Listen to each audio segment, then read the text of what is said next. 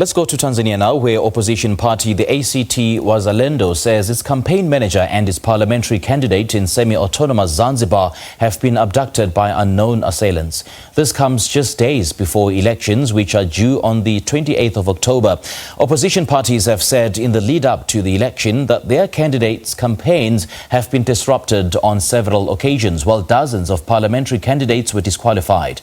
The government has previously denied clamping down on dissent, but for more on the upcoming Tanzanian elections, I'm joined via Skype by researcher at the Institute for Security Studies, Ringisai Chikohomero. Mr. Chikohomero, a very good evening to you. Thanks for joining us. Welcome to the Globe.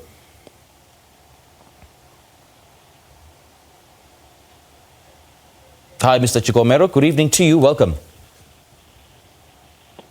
Good evening. How are you? I'm very well, sir. Thank you so much for joining us, and welcome to the Globe.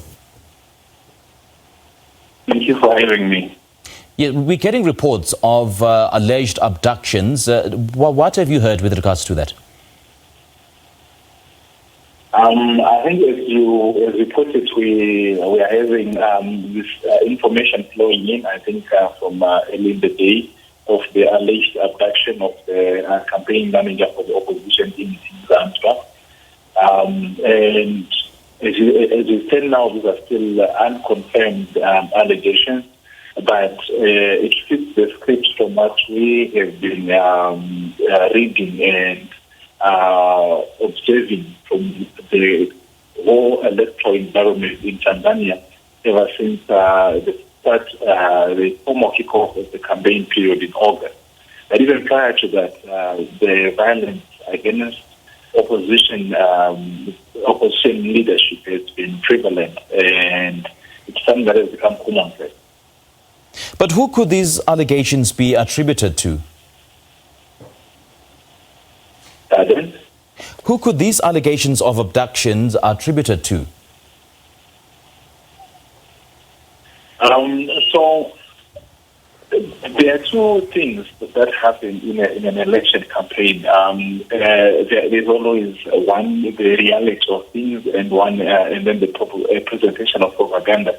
Like what has been with these allegations that fit the script of what has been happening in the run-up to this election of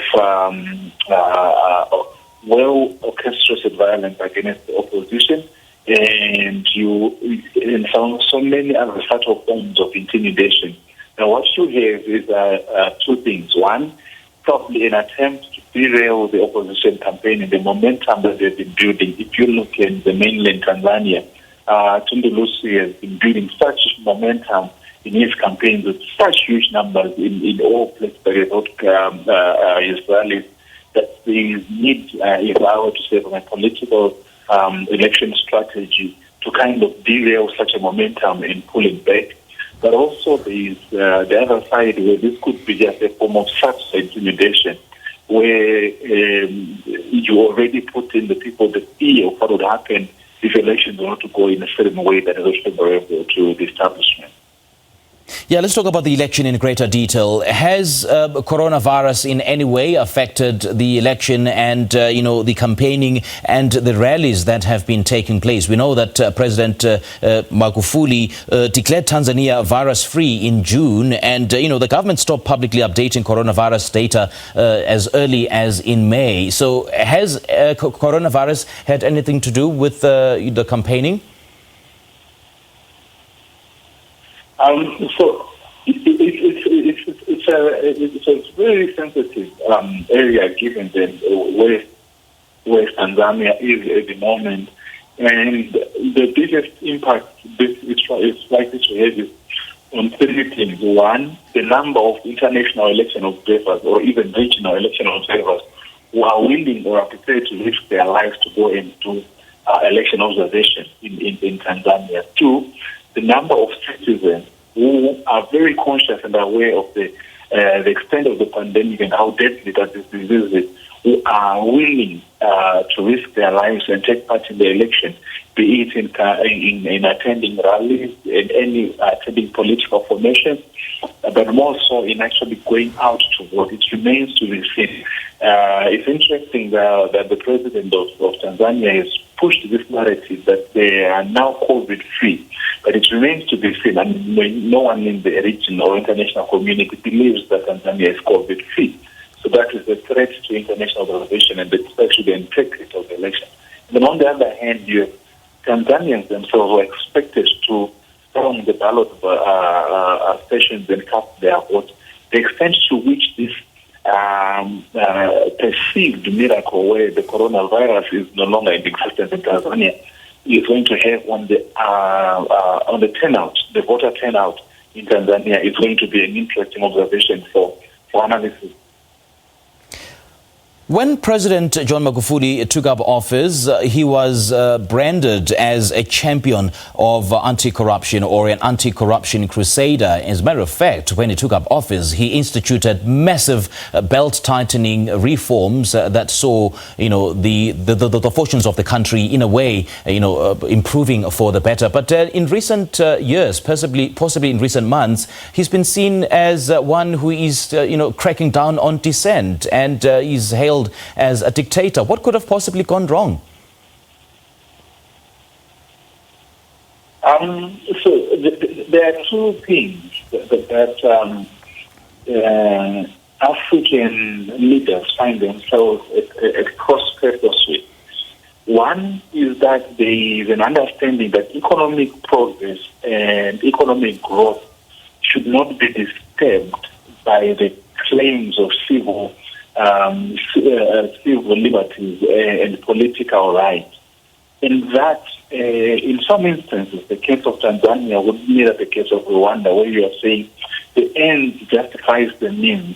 So when people were fired without due process being followed because they were corrupt, on one hand, it's to be applauded. On the other hand, when you breach the rule of law and you don't follow due processes, in the hope that the end justifies the means, you already create a system where institutions that are supposed to function and take up matters in a correct way are weakened over time. And the good that you might be trying to do is then whitewashed because the means that are being used are in themselves counter or at cross-purpose with developing strong institutions which are required for ensuring democracy and the growing economy. And the opposition warns of election fraud. Do you think that the country's authorities will heed to those warnings? So it's commonplace in Africa that now we even see it in the United States that there's always claims of electoral fraud by the opposition and times by the incumbent. It's commonplace. But what you have in Tanzania is not so much an engineering of electoral rigging, but the institutions that are heavily biased towards the incumbent. The design of the institution, the electoral management in Tanzania, is heavily biased in favor of the incumbent. And this is what the opposition is really clamoring for. Their grievances are clear, that the National Electoral Commission is populated in a manner that makes them beholden to the president, to the incumbent. That the funding of the National Election Commission is such that it becomes beholden to the treasurer, to the minister and the government of the day. And this distorts or kind of creates an optic where there is assumed bias of the institutions that are supposed to be impartial. And having said that, are you worried that the uneven electoral playing field will compromise the outcome of the process? I think it's a cause for concern for all